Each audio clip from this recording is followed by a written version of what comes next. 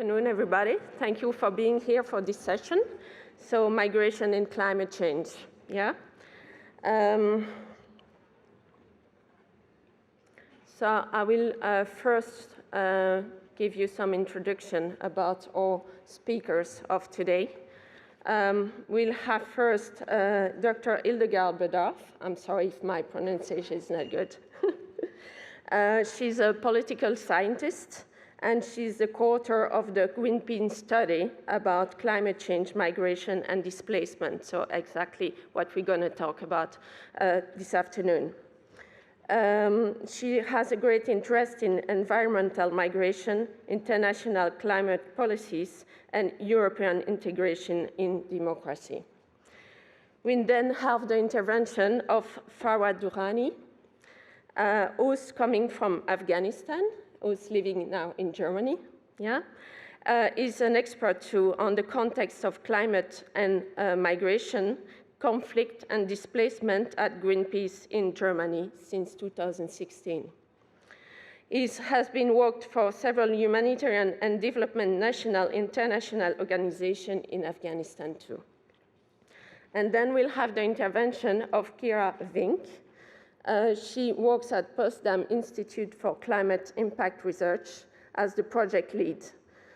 She's on co-production of knowledge about regional climate and hydrological systems and their interaction with agricultural livelihoods, human migration, and security. Yeah? She already had her doctoral dissertation on the subject of climate change and migration. And then we'll have a fourth intervention of someone from Nigeria by a small video she sent to us. It's Chinma George, and she's an environmental researcher and climate finance expert. She wrote different papers and books about the subject, and she will be the voice from the source for us this afternoon. So this session about migration and climate change, I think all of us, we hear a lot about climate change, and we also hear a lot about migration. But do we know the link between the two? This is something we don't hear so much. So this is the session of this afternoon. We know that climate change is influencing human mobility. Up to 70 million people are currently forcibly displaced worldwide. And we are expecting an exacerbation by increasing of the climate change. And all those people are currently falling into gaps in the existing protection assistance. So I will first give the stage to Hildegard, yeah, who's going to give us an overview of this subject of the link of climate change and migration. Hildegard.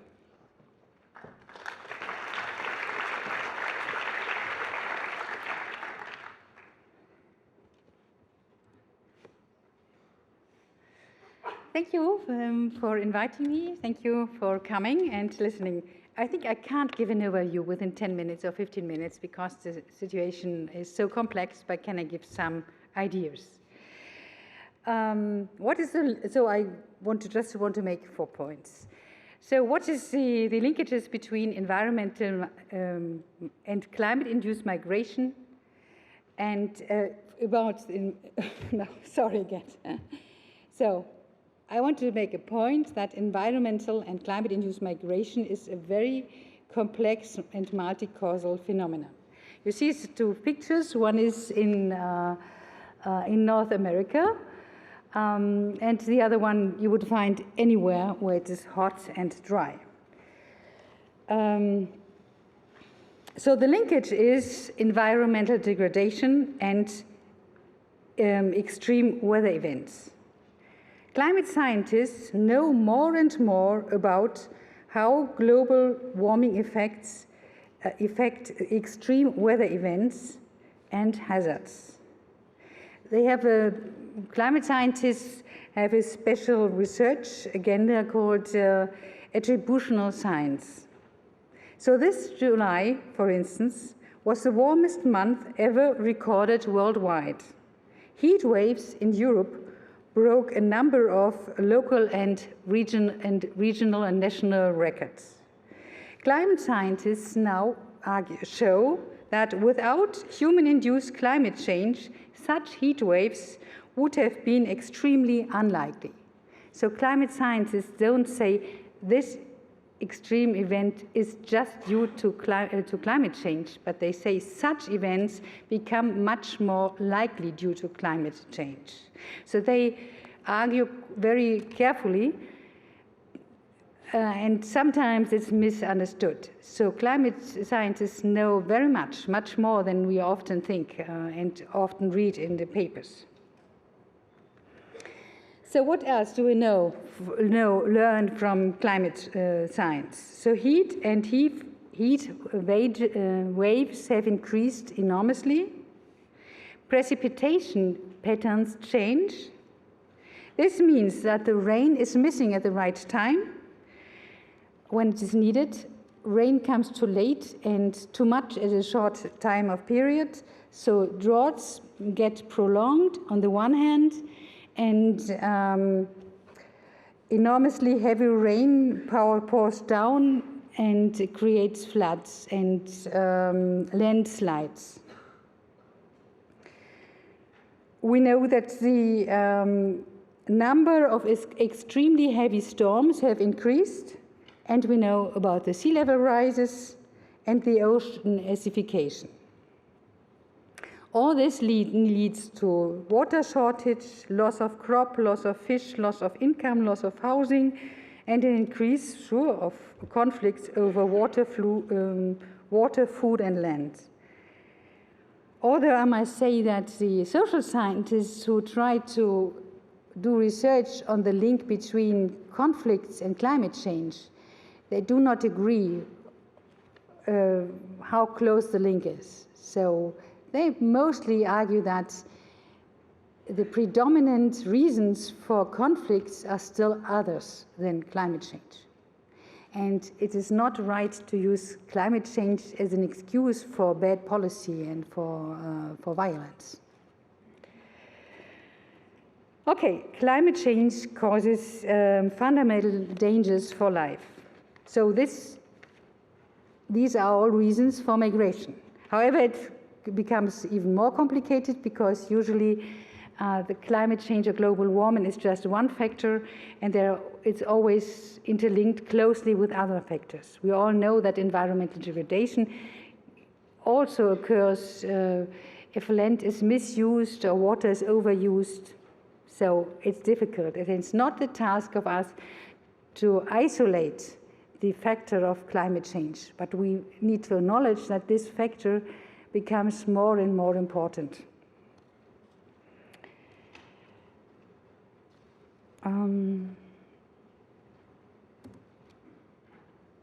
So I wanted to give you some data about climate and environmental induced migration, and wanted to show you some gaps. The research has increased enormously within the last 15 years. The Internal Displacement Monitoring Center, this is an NGO from Norwegian, collects worldwide data from governments, from NGOs, from Red Cross, from the public, from journalists. And they say that in last year, 2018, 17.2 million people were newly displaced in 144 countries due to due to sudden onset disasters. In addition, 10 million have been displaced by conflict and violence, which is also a huge number. These data don't say anything about where the people are going, whether they can go back to their homes, or whether they stay in an unsafe situation, or whether they can resettle, whether they stay in their country or whether they leave the country. Most people stay in the country, though. So the second group of migrants due to climate change and environmental degradation are migrants in the context of slow onset environmental change and disasters. So it's very difficult to collect data from these people.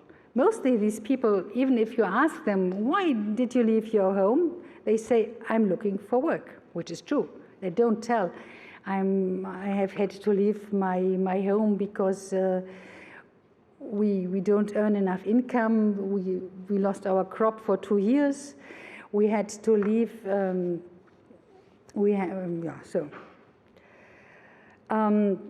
Internal Displacement Monitoring Center tries hard to get data on this issue. It's very difficult, and they found some data for some countries. I can tell you later on.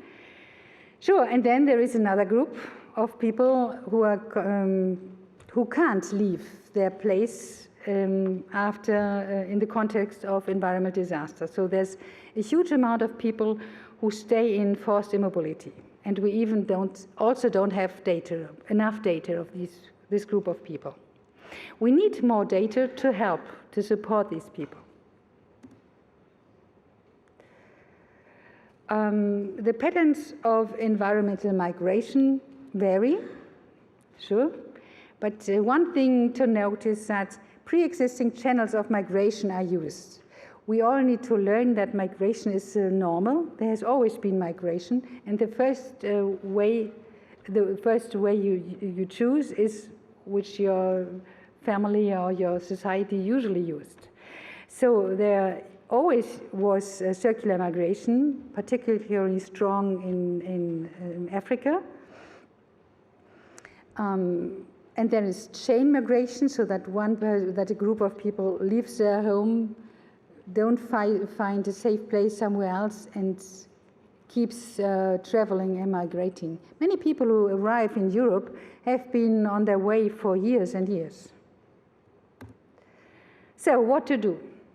I only can repeat what Claudia said already. Claudia Roth said, we need a radical reduction of CO2 emissions now.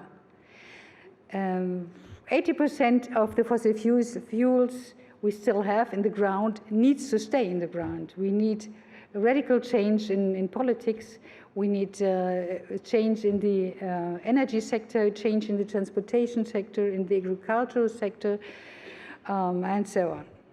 And then there are 3 goals which you always find when you discuss with people from the United Nations or from NGOs who are helping, or from academics. So forced migration must be avoided. So we need to help the people to get more resilient, or to enable them to leave before there is a crisis. Or we need, if part of the population wants to leave a very delicate situation, then maybe the livelihood will be better for those who stay. Migrants, so that's point 1. Point 2 is migrants must be protected and supported. Sure. Human rights also are there for migrants. And then legal migration paths must be opened. It becomes clear that no adaptation to climate change is possible without mobility. So, thank you.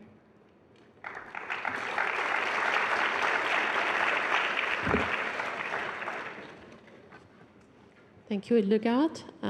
We'll give the stage to Fawad, who's going to talk to us about the specific situation of Afghanistan, about climate migration and the links between the two.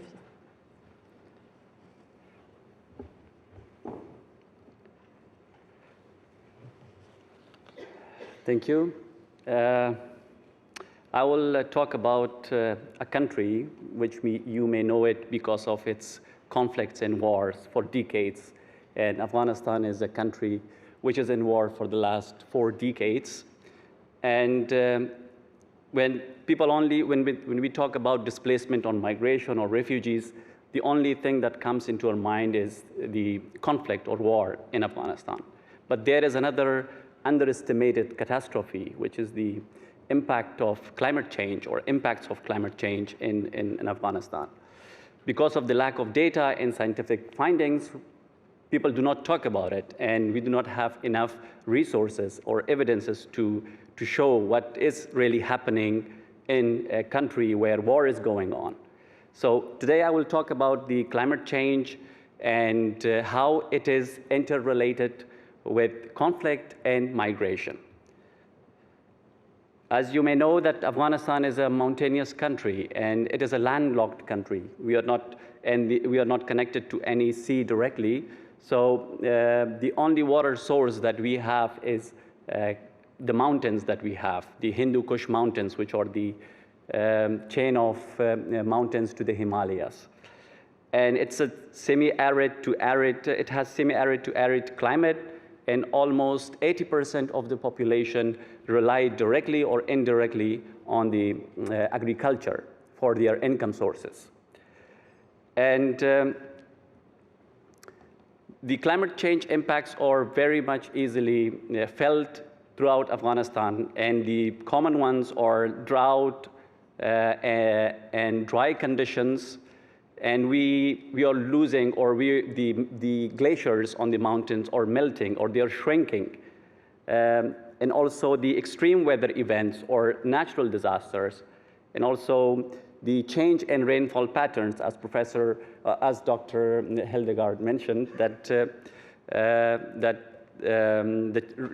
change in rainfall patterns could really make a difference on agriculture. And I have some pictures from landslide on the first one, where it hit one of our far northern part of Afghanistan, and it destroyed more than 400 houses and killed more than 1,000 people. And the water source, or the rivers that we have throughout Afghanistan, they are drying.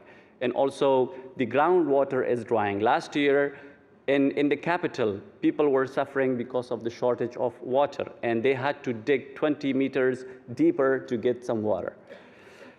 And of course, the flash floods, and the houses and homes of the people are built in valleys, and they are very close to the river. So when there are floods, they are easily hit, and they are the first victims.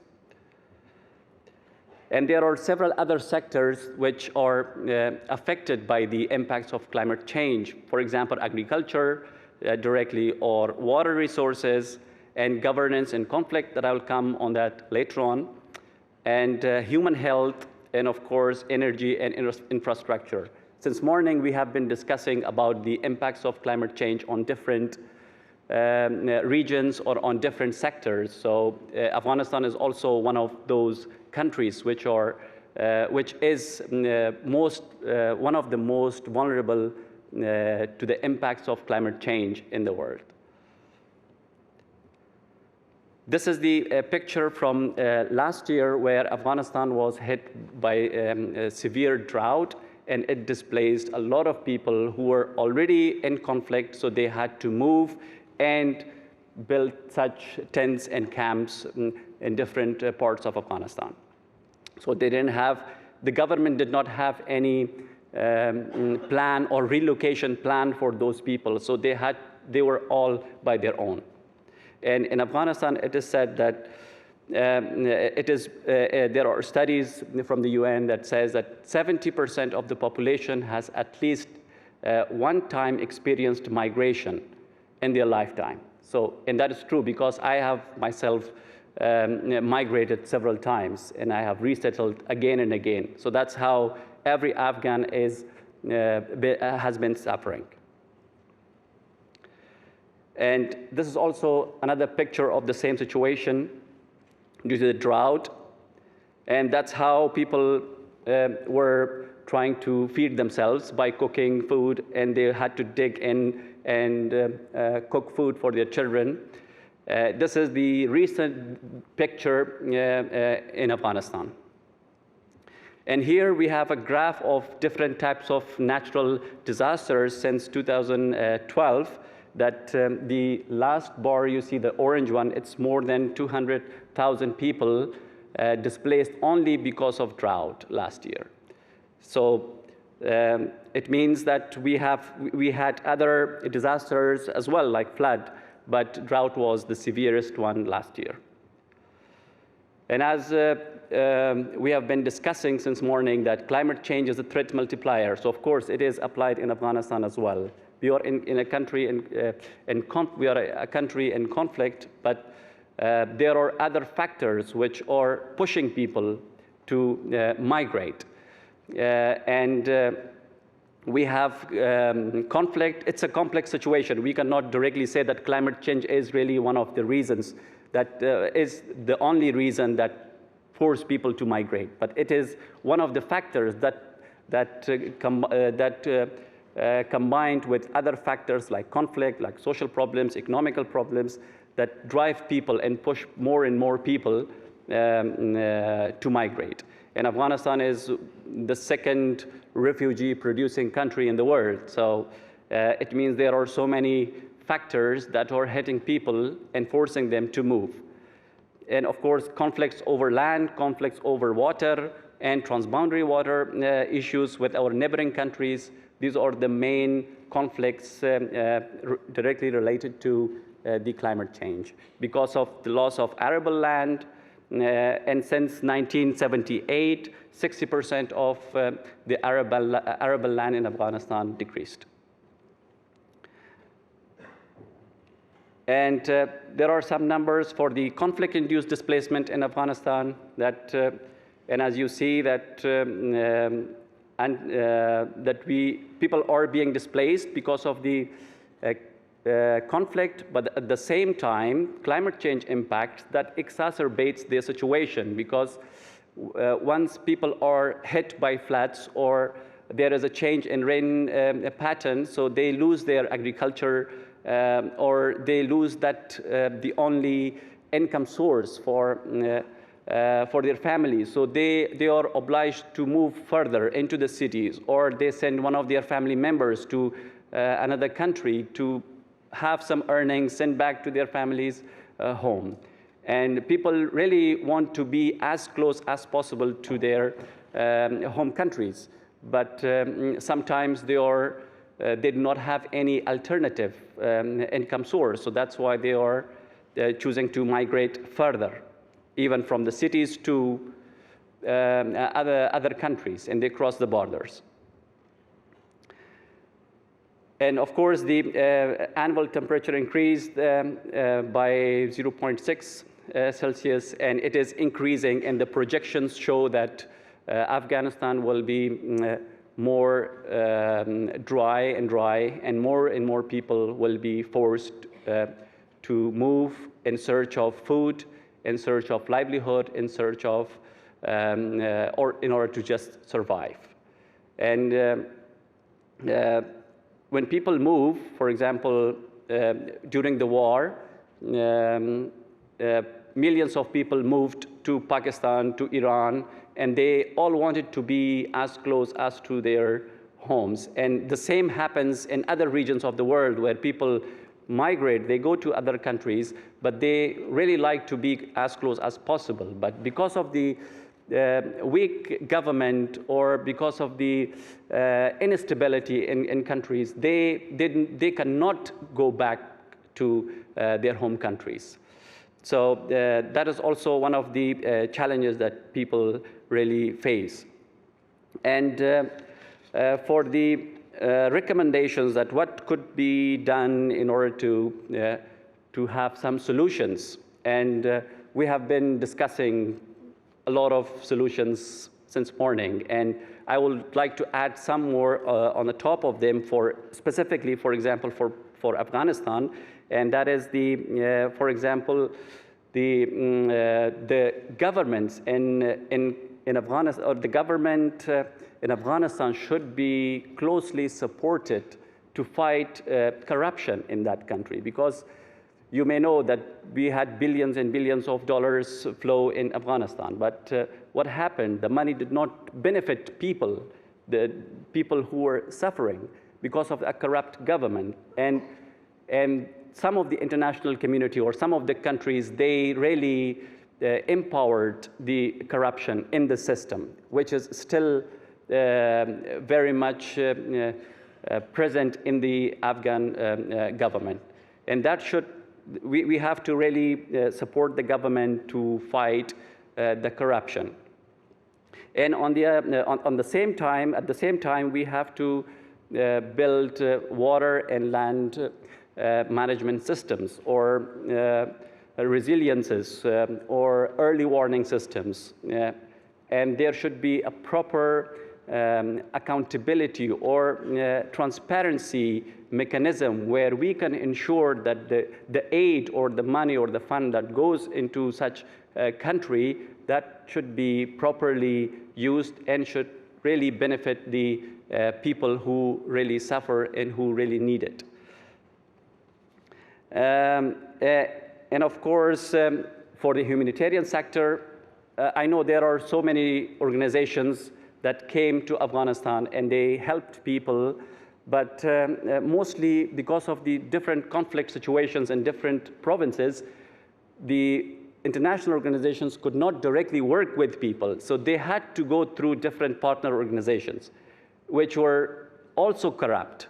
So what I really want to say is that if we really want to help people, we have to find a way or a program or a project directly implementing it into those regions where people are suffered. And of course, for the long term, when people migrate, they are pushed to cross borders, come to Europe, or go to North America, or anywhere in the developed countries. They should be really supported and given somehow a perspective, that for the long term, these people will gain skills and knowledge and go back to their own countries and contribute to their own country's development when there is somehow relative peace. The same happened with me when there was some relative peace.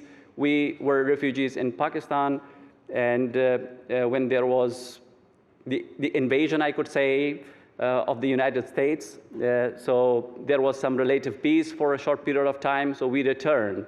And the knowledge and the skills that we had gained in Pakistan, we tried to utilize back in our home country. So the same could happen here. For example, when people are here, they could be given somehow perspective and supported for a future generation of those affected countries. And thank you very much. This is the last picture that you can see where people are really fighting over water. So thanks a lot.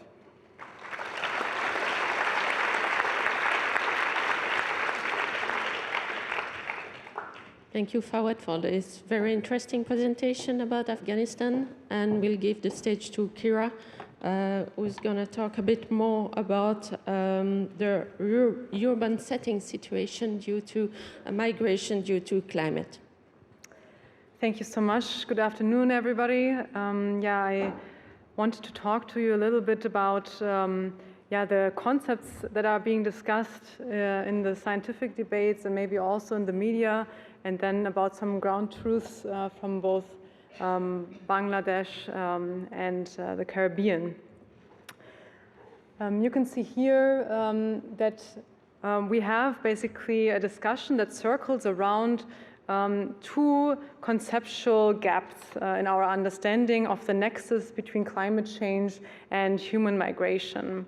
So if you would divide the climate impacts into both sudden onset events like tropical cyclones and slow impact events like sea level rise, for example, or degradation of soils, and then look at the linkages between climate change and migration, you see the following things that if you have a slow impact of climate change, you can pretty clearly attribute the change in the environmental system to climate change. However, people move at very different points in time in this situation. So some people may move when the first harvest has decreased by 20%, maybe also because they have a network in a city where they could work in the future. The next person may move the next year when their crop losses amount to a complete loss. And the third person may move when their child has gone hungry, and the fourth person may not be able to move because they are trapped in a poverty-stricken situation. With the sudden events, the tropical cyclones, everybody usually moves at the same time within a few days of the event. So there you can clearly attribute the migration to the event. However, a singular storm is very difficult to attribute to climate change. You can say more things about the increased intensity and frequency of certain cyclones in some basins, but it's difficult to attribute a singular event to the effect of climate change. So a lot of discussions circle around this double gap in our understanding, and it makes it very difficult to move forward in the debate. However, currently we're kind of catapulting ourselves out of the Holocene temperature range, which is the time, the last 11 to 12,000 years, where we became settled as human beings. So thinking of this, we can assume that as we are leaving this temperature range, that we are actually also instigating movements connected to this. So I would like to give you the example of some superstorms that we have seen over the past decade. So maybe Tropical Cyclone Haiyan in the Philippines, 2013, the strongest tropical storm ever recorded in the Eastern Hemisphere. Hurricane Patricia, 2015, strongest hurricane ever recorded in the Western Hemisphere. Cyclone Winston in Fiji, 2016, the most powerful storm ever recorded in the Southern Hemisphere. Hurricane Irma in the Caribbean, 2017, strongest recorded storm in the Atlantic. And we can also continue this tale of destruction in this year with the Cyclone Idai in Mozambique, which was not the strongest, but the third deadliest tropical cyclone in the southwestern Indian Ocean, or also Hurricane Durrani, which caused significant damage in the Bahamas. So we have seen an increase in these very intense tropical cyclones making landfall on island states and also on coastlines. And the devastation is enormous. Many of you probably worked in contexts as this, and I'm probably also not telling something new, that even several years after such an event occurs, you can see significant damages. So this is middle of this year. We visited the Caribbean island of Barbuda, which is still largely destroyed. So there was little infrastructure to begin with, so deficiencies in the infrastructure, and what was there was basically destroyed by the tropical cyclone Irma, and the rehabilitation has been quite slow. Another example I wanted to talk about briefly is the south of Bangladesh. Here you can see some very typical villages, and Bangladesh is also very prone to tropical cyclone risks. And what is the danger about tropical cyclones and climate change? So one of the major hazards is the rise in sea level, which leads to the effect that the storm surges of the tropical cyclones are much higher, and they inundate much larger areas on the land. So as you can imagine, if such a coastal city here on the coastline of the Bay of Bengal is hit, you can imagine how destructive such a cyclone is, and that people really have to find shelter to protect their lives, and that even weeks after the storm, their survival is at risk because their livestock was destroyed and they don't have any financial assets that they can rely on for their own recovery. So people do migrate into urban settings, and often because they do not have skills for the urban labor market. They have skills in agriculture, but they cannot really use them in times of disaster and also in the urban setting. And so they mostly migrate into informal settlements. And we heard Claudia Roth talk about migration and climate change, and she also referred to the right to life in dignity. So as we see this, we can all agree that it's very difficult to lead a dignified life if you have insufficient access to adequate housing and to sanitation. So there's a very strong link between climate change, migration, and health also, which was a session this morning. As you can see, people don't really move away from all the health hazards that are incurred upon them by climate change. They actually do a kind of risk transfer into another situation of risks. As you can see here, it's quite crowded in a lot of these settlements. People live still in exposed areas that can be affected by flooding events. For example, it gets extremely hot in some of these areas in the summer.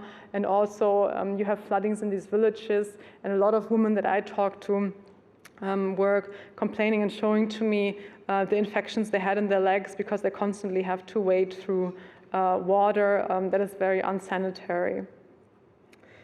So one of the challenges of the rural-urban migration situation is that there's a lack of provisions to migrants in the urban settings. So you were talking just now about the skills you could obtain in a different country coming back. And the problem is even in internal migration, people often don't have access where they could develop their skills.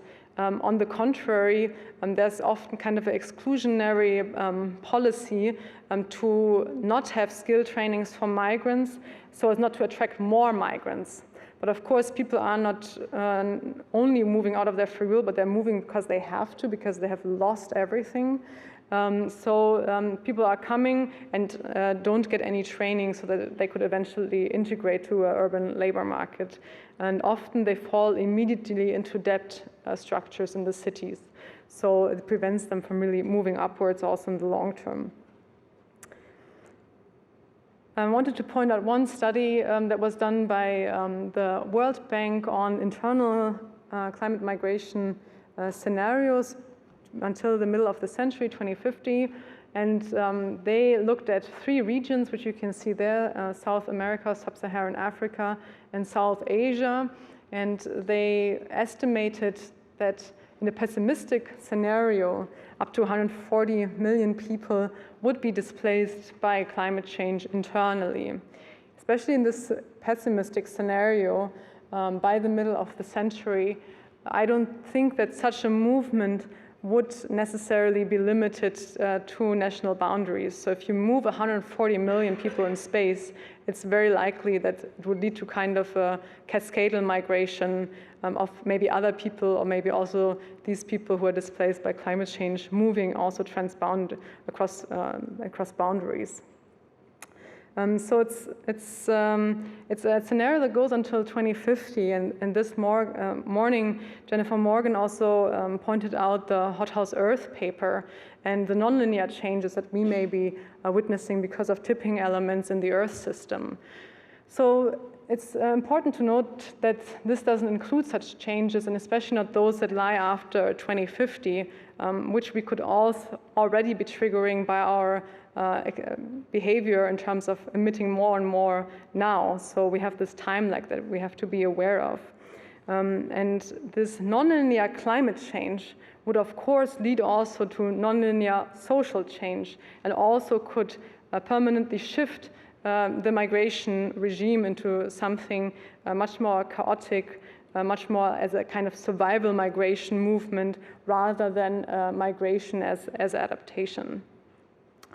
We know today that there's insufficient legal protection of people who are displaced by climate change.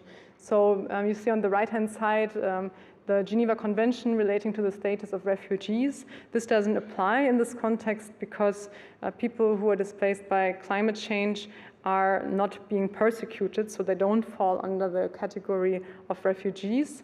And for the internal displacement, there are the guiding principles on internal displacement, which have been acknowledged by a lot of states. However, in the states where there's most of the internal displacement, we don't see very much implementation of these guidelines. So the legal protection of these people is very, very weak.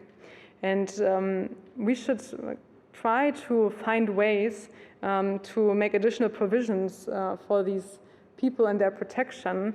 However, these changes need to be robust as as robust as possible for changes beyond 2 degrees, as we still have not seen any downward bending of the emissions curve. So I would like to close with one example that has already been mentioned this morning, which is a Nonsan Passport for climate-displaced persons. This idea was developed in the German Advisory Council on Global Change paper of 2018. And this man is Fridtjof Nansen. He was a polar researcher and also Nobel Peace Laureate in 1922. And he provided status to refugees who were stateless in the aftermath of the First World War, so that they could live and work in the places that they had resided in legally. And we are arguing for such a document that it would, in the end, lead to citizenship, be developed in the case of uninhabitability of certain territories. Thank you very much.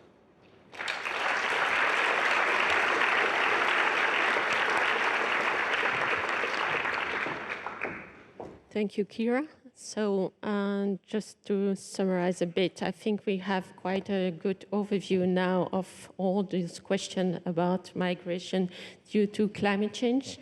We still have a video to show from someone from Nigeria who couldn't come to the Congress, but who wanted to share some information also, because she's also an expert of the question, and she's living directly in one of those countries affected by the problem. So let's go for that video. Yeah. Impacts of climate change. So to give you a few facts, according to the United Nations Office for Coordination of Humanitarian Affairs, this year marks 10 years since there has been a humanitarian crisis in northeastern Nigeria. States mainly affected include Borno, Adamawa, and Yola. Northern Nigeria has a Sahel climate with maximum temperature of about 41 degrees Celsius, and 53% of the population of 13.4 million people require humanitarian assistance. 13% of the total population are internally displaced people, representing a quarter of displaced people in Nigeria and in need of humanitarian assistance. So to go to the impacts of climate change in Nigeria, the north is experiencing higher temperatures, high density rainfall, flash floods, desertification, and the drying up of lakes and rivers. A perfect example is the Lake Chad crisis. Now, the Lake Chad has shrunk from about 25,000 square kilometers in the 1960s to less than almost a puddle recently. And this is as a result of damming, irrigation, overfishing, farming, and climate change. It has increased the level of unemployment and hunger, which has provided a better environment for the Boko Haram sect to thrive and operate. People have been forced to move from their homes as a result of the conflict. The IDP camps are mostly inhabited by women and children who are vulnerable and unsafe. Most times they experience bombings. They experience rape and malnutrition. It's such an irony that we hear cases of the security officials that are supposed to be looking after and protecting them, abusing them, and that's why I was laughing.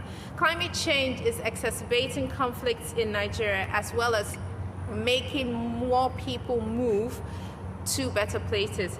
This is a major issue because there are not enough resources to cope with this displacement of people. And if this is not well coordinated and handled, it can escalate into a major environmental refugee crisis. We have to act now in order to be able to stop this menace. Thank you very much.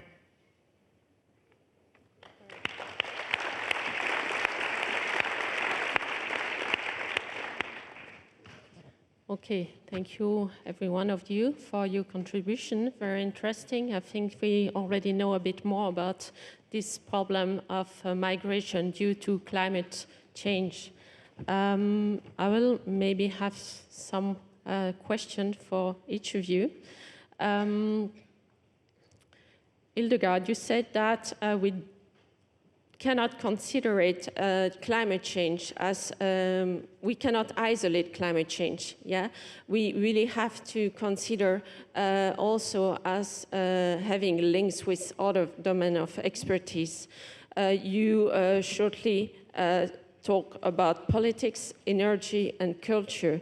Can you maybe tell us a bit more about what you think are the links between climate change and those different domains of, yeah.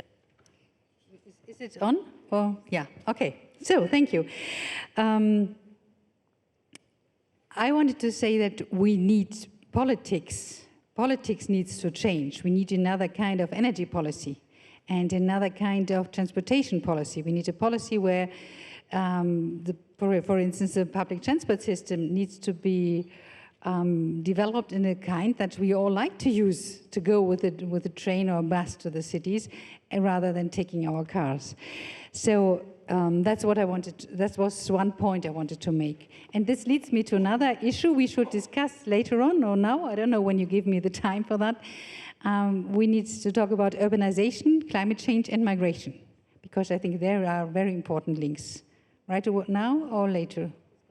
Okay, so I think you all have to say something to this issue. We know that a huge amount of, or most migrants probably, go into urban centers. So mega cities have a huge problem with accumulating, or to deal with this influx of people who mainly go to informal settlements and are not, this is the problem side. The other side of the problem is that about 70% of the CO2 emissions are emitted by urban centers. So if we create, or if we can transform urban centers so that they emit less CO2 emissions and integrate the people who migrate to these urban centers, then we would make a big step forward. And there is a lot of research on this issue as well, on urban planning and climate change and the migration. We need to build buildings in a different way in urban centers. We need to have many centers so that not everybody needs to travel to the center to be able to work, but there are workplaces all over. And so there's a big chance in transformation of cities. That's what I wanted to say. And maybe you have other examples. Maybe you might talk about Dakar, or which urban centers do you know?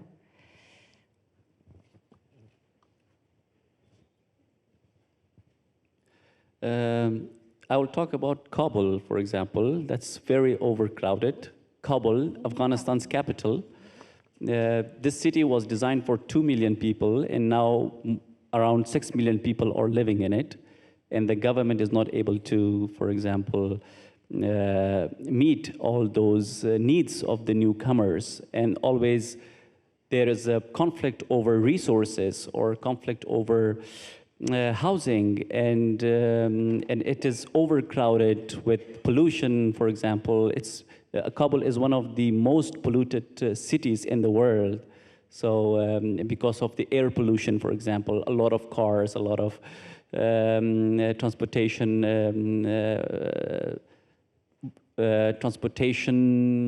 means, yeah. So these are the, Kabul could be one of the examples of a city being overcrowded. Yeah, maybe I can also add a few points on this. I mean, I think it's important to look at the growing large cities, but it's also good to take a look at these medium-sized cities, which are also growing quite rapidly, especially in places like Bangladesh, for example, a city like Khulna with 1.5 million inhabitants that receives a lot of migrants from the south that is very much affected by climate impacts. So what we see here is, the people who are migrating often end up in the informal slums and are very much suffering from the conditions that they find there. So it's very hard for them to survive in the city. They live in very inadequate housing under very difficult situations. So the question is, how do we foster a kind of polycentric urbanization that you were referring to, and how do we create cities that are sustainable? So I think one thing is definitely housing. To build cities out of new material is direly needed for the urban slums because they're built out of material that make life horrific for these people. But it's also needed for our cities that are using cement and steel as their major form of construction material. And this will use up most of the CO2 budget which we have left. So I think, especially when you also work in humanitarian development and building structures like schools and such, emissions reductions and making housing and public infrastructure fit for future climate impacts is key here.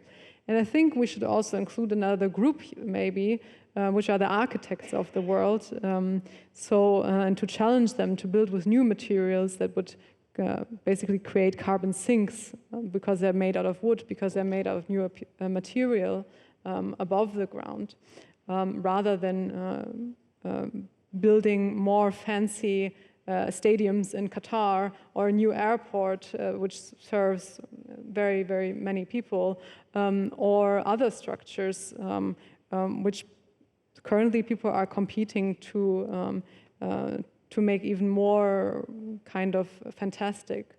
Rather, they should be challenged to build with material that is sustainable and to build with as little as possible resources so that such structures can be built in the informal settlements. Okay. You told us, Kira, that actually there are no integration policies for the people moving to urban environment, yeah, and that affect them living conditions. Also, it has an impact on their health. Fawad, you told us about air pollution growing up. So living conditions are poor, hygiene conditions are poor. Yeah, is this one of those policies that could be put in place? Building some good living condition, good housings, better than big stadiums and airports and so on. And are there other integration policies that could be easily put in place? Yeah, I mean, I think in many places, migrants are forming a new social underclass. And I think that it's direly needed that there's kind of a skills training for jobs that are needed on the urban market or for jobs that could be needed in the future. So people arrive in cities without the skill sets that would enable them to take foothold in the city economically. So I think that definitely needs to be a policy shift towards better policies for incoming migrants. And I think it's basically a normative decision that has to be made of how we can live together well. Because often, and maybe you have experienced this or heard about this as well, there is basically a confrontation between incoming migrants and the lower class, social economic class in the cities that are also under a lot of economic pressures, and they're competing for the few resources which are available to them, including physical labor and such. So there's often a race to the bottom in terms of wages, etc. So I think in order to prevent also social tensions in this area, we need to address this type of conflict and look more closely there. Sorry to be a little bit critical, but I wanted to be more practical in this session to really talk about these policies. Afghanistan, for example, or a country like Afghanistan where it's already in conflict, they have been engaged in making policies and laws, but the implementation of those policies is a big question. And that is beyond the capacity of such governments. And I really think that money or the wealth or economic situation of a country plays a huge role in implementing those policies, for example. If we have been busy for the last 19 years developing policies and laws, but who implements that? Nobody. That's a reality. And if there are policies made here in developed countries, that's another question. So it's already developed, they have the system, they have the money, so it's so easy to mainstream these policies. But when it comes to such countries, it's so difficult. Okay, I think it's always very difficult to implement complex policies, but unfortunately, we have research results from Transparency International, an organization which deals or analyzes corruption, and they analyze that especially those countries who are in most need of assistance during climate change, corruption is extremely high. So that is a pessimistic point. So the question back to you would be, whom should we give the money? One thing is, I made the point that cities are important, so maybe mayors should be more important and get more money directly, or the public, or I don't know. So, do you have a suggestion? How to channel them, where to channel the money in Afghanistan, for instance? As I also mentioned in my presentation previously, that the money, first of all, we should really fight the corruption. That's the main thing in a country, in a war. If we really want to make sure that the money is really benefiting people.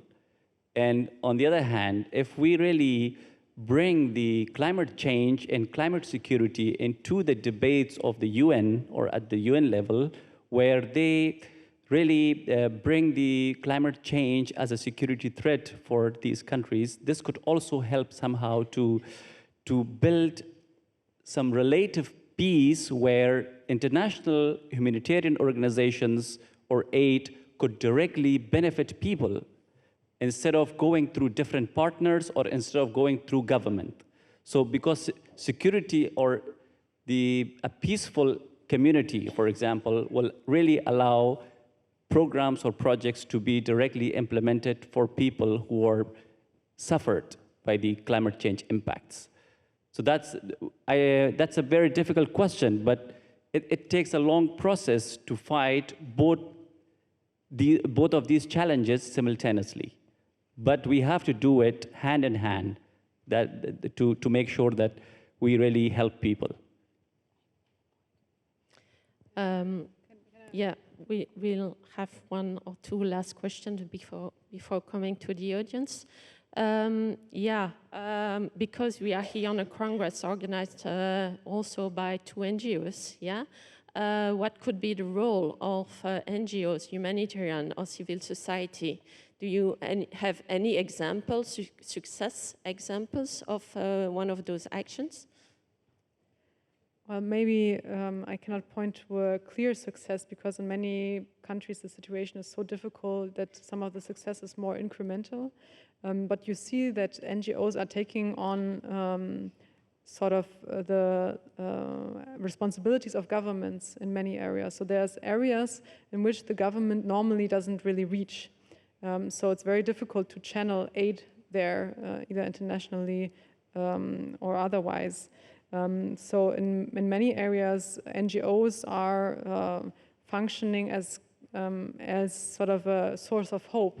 And I think it has to continue also as this, so that to give those people who are active in their own context, in their local communities, to give them that funding that is available, to give them that space, to hold that space open for them to eventually take a leadership development in their communities. So I think NGOs can help to open the space up for such leadership. And I wanted to also comment on the city levels and the local level, because I think it's increasingly important to include cities and to finance cities better, because they are more closely in touch with communities.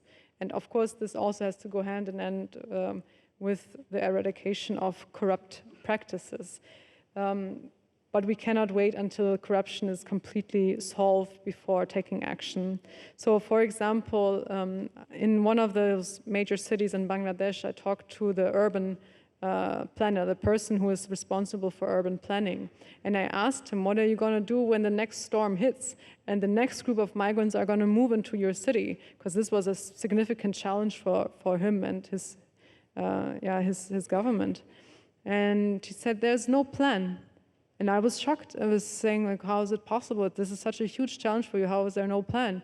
He's like, I have 2 people here. They're responsible for the entire building code of the city, and they're also implementing right now a new canalization in the city, so the place doesn't get flooded all the time. And I don't have enough staff to carry through this project even. So it really shows that there's very little capacity at the level where it really, really counts. So you have experts at the national level, but you really need climate experts also on the local level. So I think this would probably help implementation. Yeah, so you were also pointing during your presentation that actually there are already 2 different debates when we talk about climate change migration, the one from sudden events and the one from slow impact. Yeah, but I can hear also that there are also 2 debates about one about the people who want to stay in the areas but where they are at risk and maybe they will be obliged to move even they don't want to, and also the debate about people who are already migrating to urban settings. So I think there are many different subjects also, and it's very complex subject. It's touching very different kind of situation. Yeah, maybe we can start with some question from the audience. I don't know if you have already think about some. Yeah. Do you have a microphone already?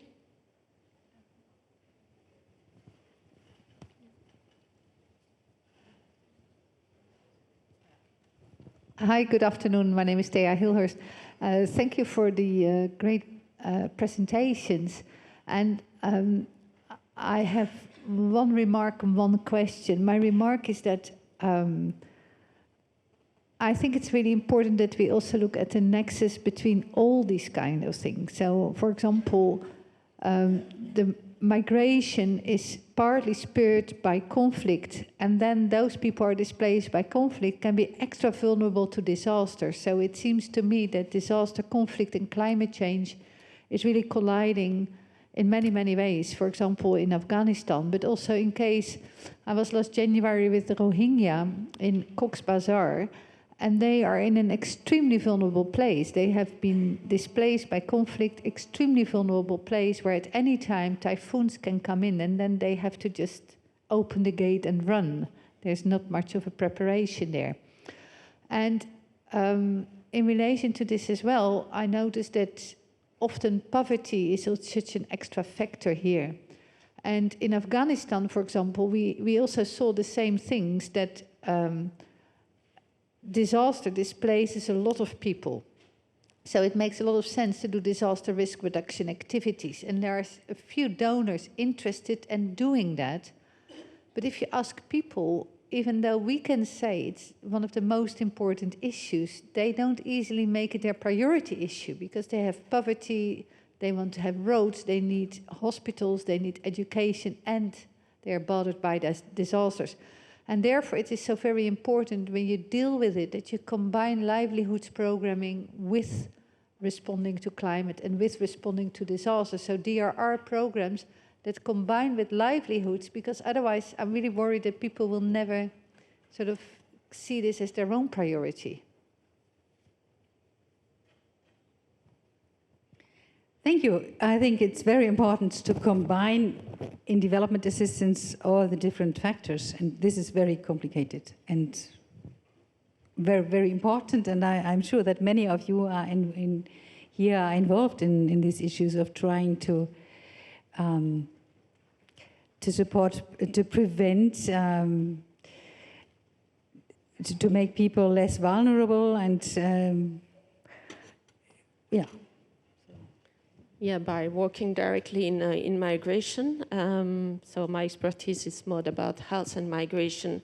But we know that, of course, people are very vulnerable when they obliged to migrate already, and migration has a direct impact also on, of course, their living condition and also on their health. And also, if they're then subject to events on climate change, they're even more impacted by all those things.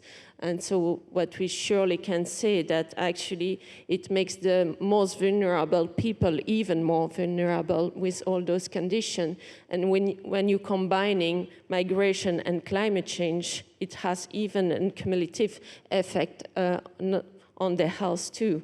And and how to deal with this, and who should deal with this. We talk about civil society or NGOs, and of course, it's sometimes very needed to do it, because indeed, like Fawad said, governments, they do some policies, but basically to have direct impact on the people, it's sometimes more difficult due to the lack of the systems. But I think also that we always have to try to further work with the governments and work with the public systems also, because at one point they will have to take their responsibilities for this. So it's very complex between humanitarian and between public systems. Yeah, maybe I can just add on this while you're thinking about your next question. Yeah, I think everything you said is correct, actually. So maybe on a more meta level on this interconnectedness of climate change, conflict, disasters, and vulnerability, what happens is often that the inequality rises after a natural disaster. And also the power imbalances can be cemented, because those who are already poor are often disproportionately affected by the climate impacts, because their housing is not adequate. Because, for example, if you're a subsistence farmer, you don't really make a financial income, right? So you don't really have anything to build up on afterwards, and you're much more vulnerable to exploitation. So already over those past decades, with those extreme storms, with droughts, etc., we have seen communities who are now more vulnerable than they have been in the past. And this is a trend that we really have to stop, because we know because of the inertia in the Earth system, we will probably see an aggravation of climate impacts over the next decades. And we have more vulnerable populations, and there is a threat of development gains becoming undone. So all the work that has been achieved by this community and national actors, etc., can be at risk because of the impacts of climate change. So I think what was stressed before, it's really important that we're joining hands more and more on this issue. Is there any other question? I have one over here. Hi. Yeah. My question is more around the data and the estimates of migrants and the quality of the data that is used, and how accurate are these estimates on migration, and let alone the causes of migration. We talk a lot about climate change migrants, but I would like to know how good the estimates on climate migration is, because my understanding is that the data on displacement and refugees in general is quite poor, let alone the causes and the reasons why people move. So I would like to know a bit more your idea and your sense of the quality of the data that we're using today, and maybe how we could improve that data. And also I would like to know if there is a clear definition on what we call the cause, what would be included in the causes of climate change, because it could be everything and nothing almost. And so I would like to know, when we talk about these estimates, what are we actually talking about, and to what extent is it? So it's more about the estimates and the data that we're using, and what we're talking about since this morning almost. Where does that come from, and how accurate it is, basically? Mostly we talk, or international organizations talk about environmental migration. United Nations suggests not to talk about climate refugees, because this is misleading. And you are right, since climate change is very much interconnected with a huge amount of issues, it's not precise. And also the term of environmental migration, sure, is not very precise, but the data I used, and I think we both used, are from the Internal Displacement Monitoring Center. They have a good website. You can very well look at it. They try, at least, to gain data. And then they gain data about internal displacement. They started I think about 2008 with a huge data collection, or maybe earlier. And at first, they just collected the data of a disaster displacement, rapid disaster displacement. And they relied on the data they got from the governments and from NGOs and journalists, and they analyzed them. And they are well aware that they don't get everything. And they are biased towards data of big events rather than small events because they are nowhere recorded. So it gives us at least an idea. They are well aware that they don't get everything and can't be this perfect. And they try to organize, to analyze the event. Was the event more environment or more violence? And then they make these categories. And now this IDMC makes attempts to gather also data about slow disaster events, and they just collect data. It's a very complicated system for some countries. For instance, for Niger, they have data. According to these data, they say in 2018 there were 40,000 disaster displacements since in Niger alone, due to slow onset disasters.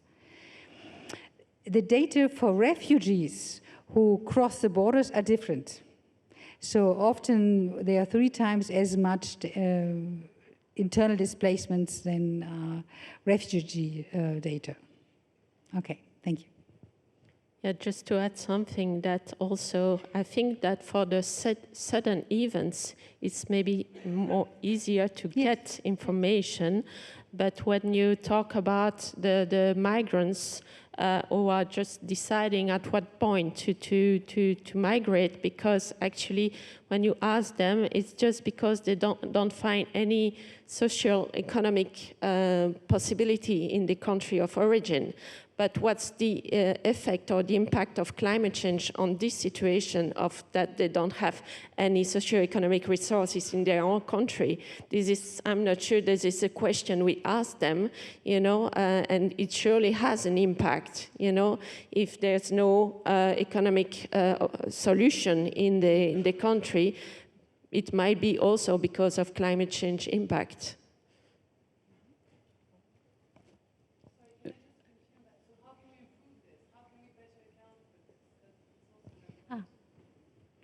You hear me? Yes, they do a lot of research on it. So there are sometimes people from the region who are trained in asking questions for years and years. So if there's a route where there are a lot of migrants, they ask them always the same questions. And they not only ask, why are you leaving? And then they say, yes, I'm searching for work. But they asking also, how much did you harvest last year? And what are the gains of your family? And what about the weather? So they are asking good, very detailed questions. Then there are other research where they bring together different data from satellites, which show how cities grow in Mexico, for instance, and they brought together those data about the growing of cities, together with data on the weather conditions, and they found out in Mexico, at least, that there was a connection between dry areas, dry seasons, and the urbanization.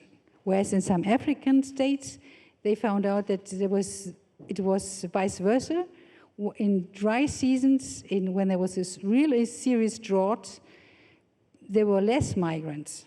And then you can figure out why, and then you have to ask them again. Probably they didn't have the means to migrate. So it's very sophisticated. And you're right, we need more data to help these people, to find them, the people in need, and to know what they need to be less vulnerable, and to predict where people will go, to help the communities to adapt, to integrate these people, and so on. Thank you.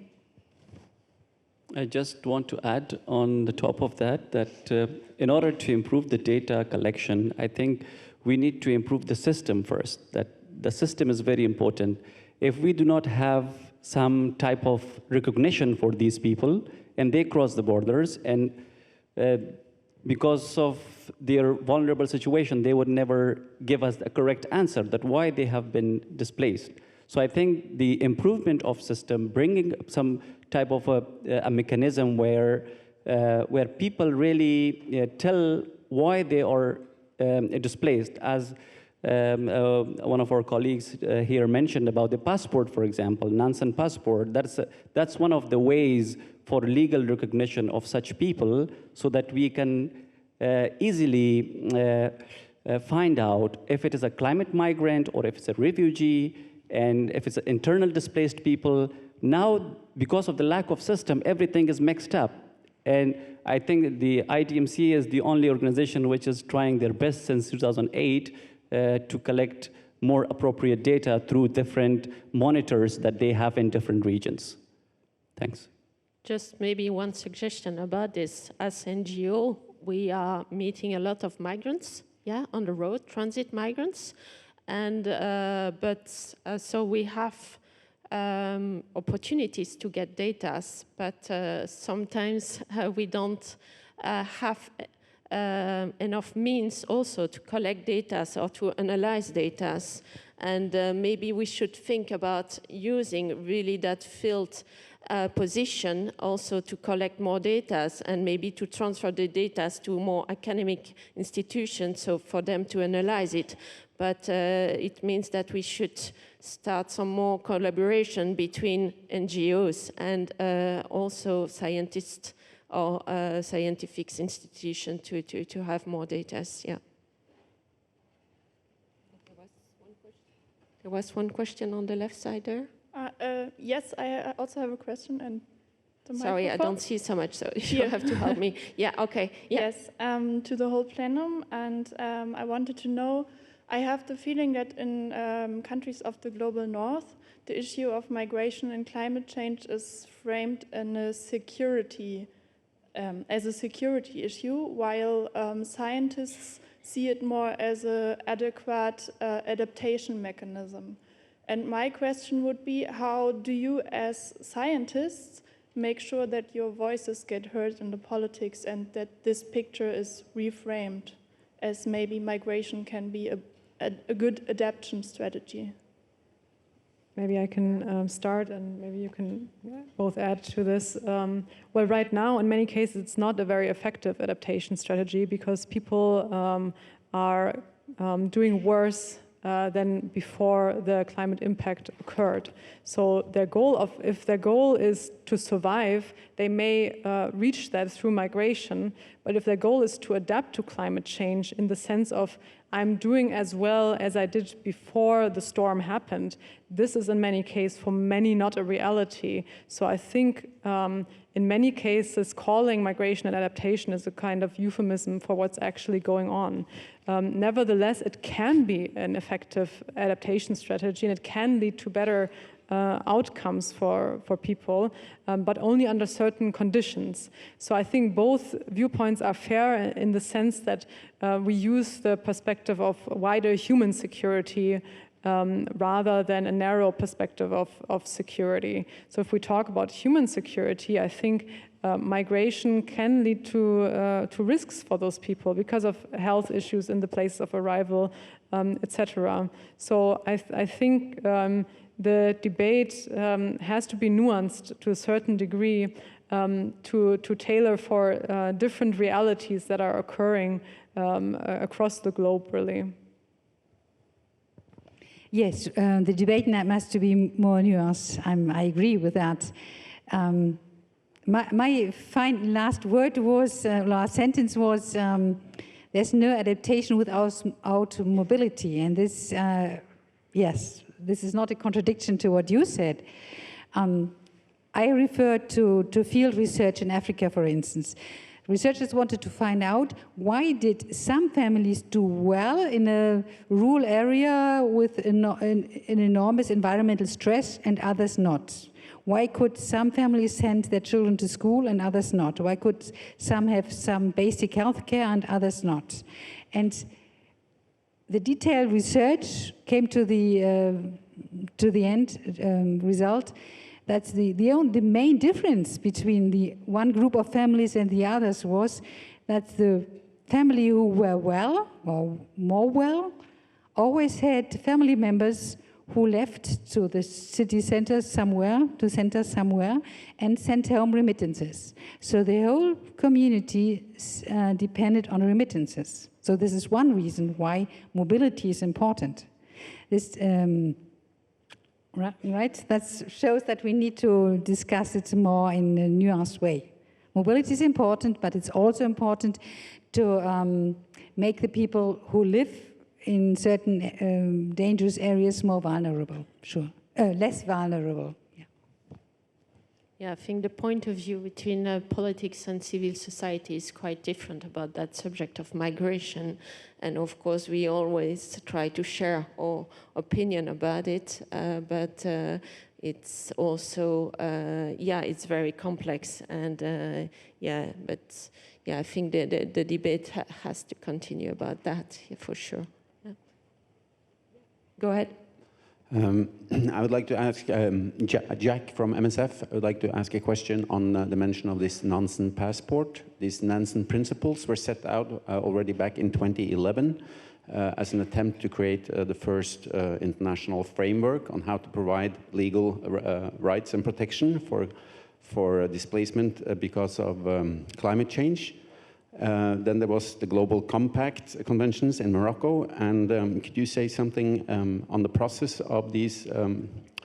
When can we expect the proper legal protection of climate migrants?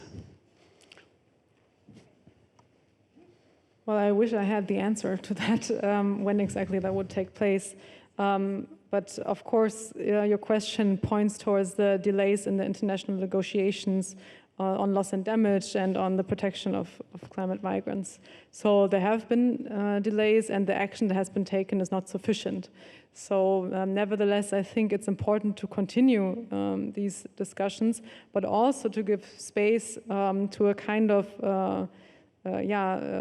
progressive alliance of states which may have contributed substantially to global emissions, to form a group of states which will accept people with such a travel document, rather than continuing only on the way of a complete agreement between all states. So what I'm saying is basically it's easier to have kind of a group of states pioneering a certain mechanism rather than negotiating only for an agreement between all states. So I think the negotiations between all states should continue, because it's important to progress also on this global multilateralism, but it's maybe more practical, as you would say, to move forward with the pioneering groups of states that could accept such a document. And my wish would be that it would be soon, and we should all, as citizens of countries which have a democratic representation, make sure to put this on our political agendas that we ask of our political representatives. Just to add on that in New Zealand, for example, they issued about 100 visas, climate visas for the refugees, for the climate migrants. And that was one of the initial steps that was taken about 2 years ago, and it was quite successful. And about the compacts, as Claudia Rood also said, that there were 2 compacts signed in Morocco last year, which are not legally binding, but it really makes the commitment of the states to work together in order to find the root causes of migration and solve them.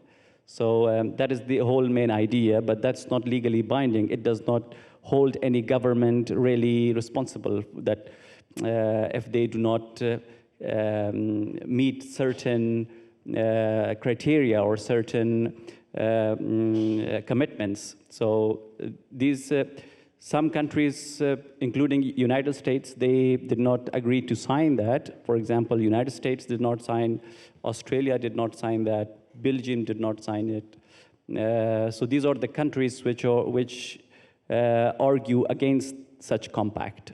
But the rest, most of the states, they signed it, but it depends how much the states are willing to stay in fulfilling their commitments.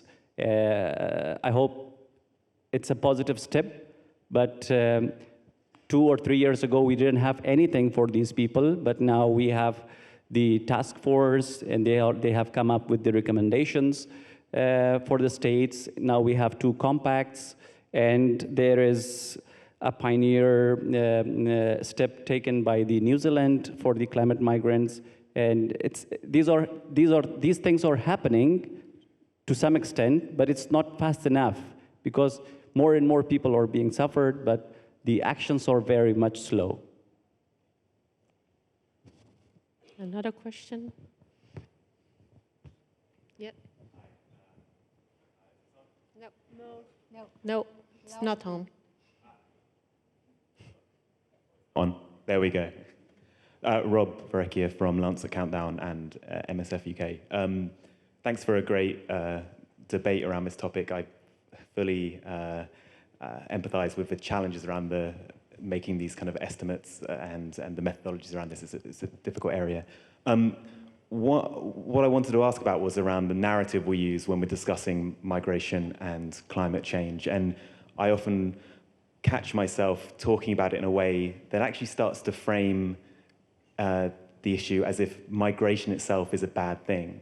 And also talking about migrants as if they are all vulnerable and victims, which is, of course, quite counter to what a lot of us are talking about around migrants being displaced or people being displaced and the framing of them in the media, particularly people who are coming to Europe. So I wonder if we need to examine our own language when we discuss this topic and make sure that we don't feed into what could be harmful narratives towards such populations.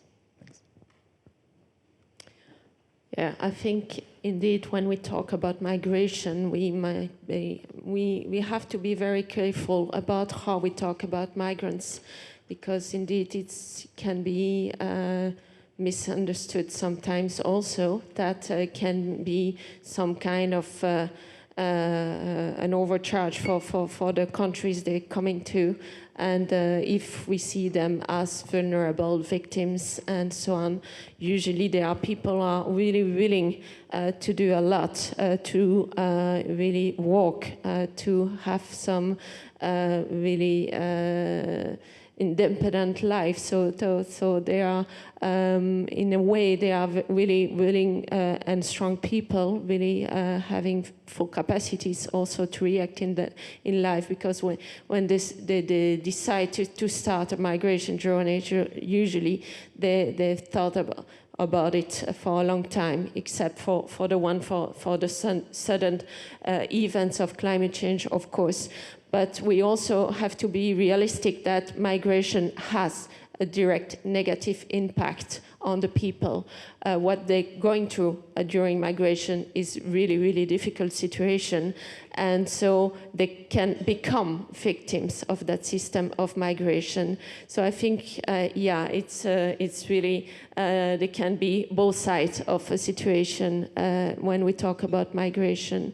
But I agree with you. We really have to be careful of what we say about migrants and how we say it about it. I would like to add to this, and I would like to push back a little bit and also defend that we are very careful about our wording. And I think the wording is very accurate, actually.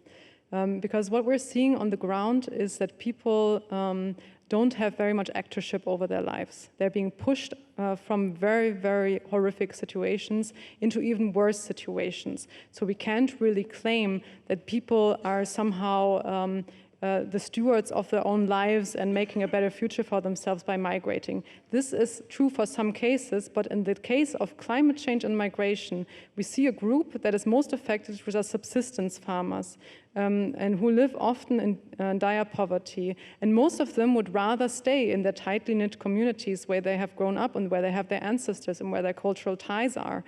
So we talked a little bit about this demand to stay. You brought it up. And I think it's important to recognize that what is happening is not a migration in many cases towards a better future, but towards deeper impoverishment, deeper vulnerabilities that are caused by difficult environmental conditions. And I think we also need to talk about climate migration, not only environmental migration, because it implies the transboundary justice issues, the climate justice issues that were raised before. Because if we talk about environment, it can be related to other hazards like earthquakes, and then we only have the humanitarian imperative to act. Because we're helping those who are doing worse than we are. But in this situation, people are suffering because of our actions here in Germany, because of our actions in Europe, because of the emissions we are releasing right now through this event into the atmosphere. So because of this, we need to talk about climate change and migration, not only because of environmental issues. Thank you.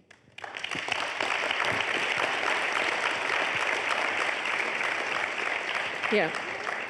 Thank you, Kira, for this information. I think, yeah, we come to an end of this session. So I think it's a really interesting final word for this session about climate change and migration.